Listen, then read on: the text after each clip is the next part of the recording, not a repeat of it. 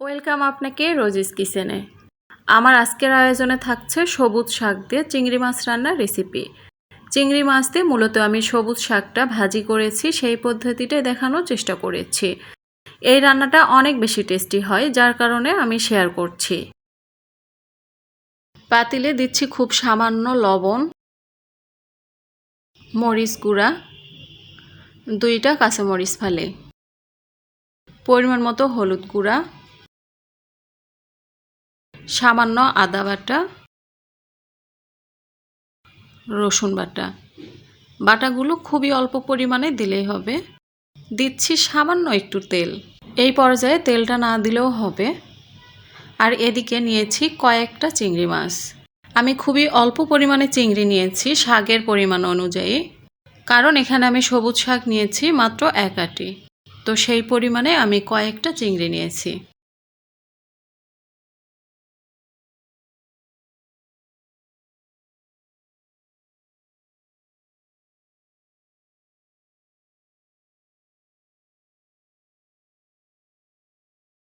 তো এই তো শাকটা আগে থেকেই কেটে বেছে ধুয়ে রেখেছি।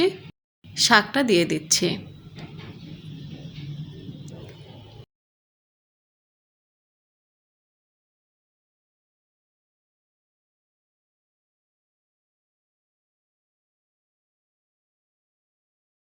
শাকের মধ্যে দিচ্ছি সামান্য একটু পানি। পানি না দিলেও হবে, তারপর আমি চিংড়িটা সেদ্ধর জন্য একটু পানি দিচ্ছি। এখন এটাকে চুলায় বসিয়ে দিব। ঢেকে দিচ্ছি। কয়েক মিনিট পরে শাকটা এই যে নরম হয়ে এসেছে। এখন সব কিছু ভালো মতো মিশিয়ে নিচ্ছি। শাক থেকে কিন্তু অনেকটা পানি বের হয়, সেই জন্য পানি না দিলেও হয়। তবে আমি শাকটা একটু নরম নরম রাখবো, সেই জন্য সামান্য একটু পানি দিয়েছি। তো এই যে মিক্সড করে নিচ্ছি। আর শাকের কালারটা অনেক সুন্দরই আছে। ভিডিওতে তেমন একটা দেখা যাচ্ছে না, শাকের কালারটা কিন্তু পুরোই সবুজই আছে।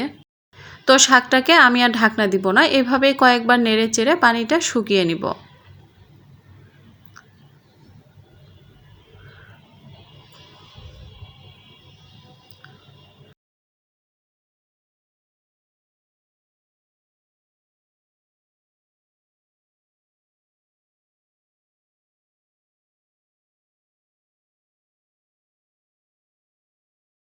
তো এই যে দেখতেই পাচ্ছেন শাক থেকে পুরো পানিটা প্রায় টেনে এসেছে। এই যে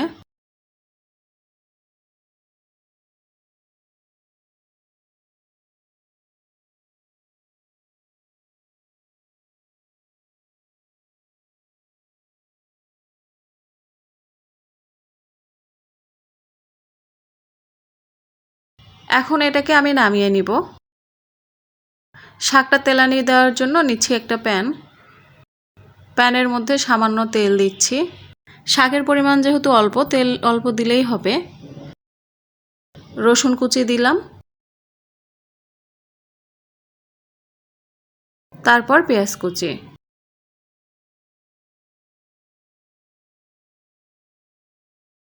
এখন পেঁয়াজটা হালকা ব্রাউন করে ভেজে নিব। যেহেতু শাক তেলানির পেঁয়াজ, তো বেশি ব্রাউন না করলেও হবে।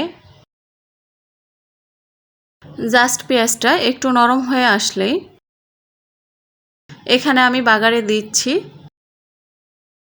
পাঁচফোড়ন ও কয়েকটা জিরা এখানে মিক্সড করা আছে।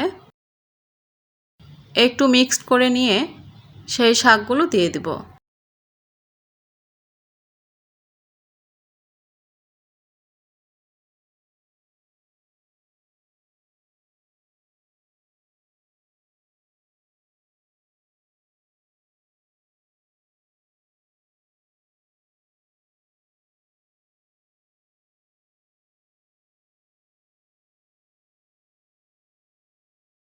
সবগুলো শাক দিয়ে নিয়েছি, এখন সব কিছু মিশিয়ে নিচ্ছি।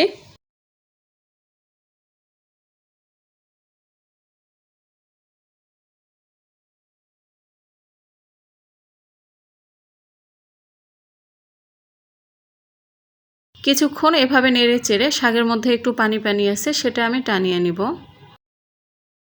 পানিটা টেনে যাবে, কিন্তু আমি ভাজিটা খুব বেশি কিন্তু শুকনা করব না। হ্যাঁ, একটু পানিটা জাস্ট টেনে শাকটা নরম নরম থাকবে, এভাবে আমি নামিয়ে নিব।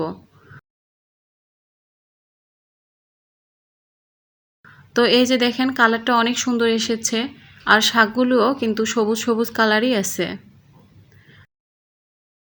তো এটা এখন রান্না রেডি, আমি নামিয়ে নিচ্ছি।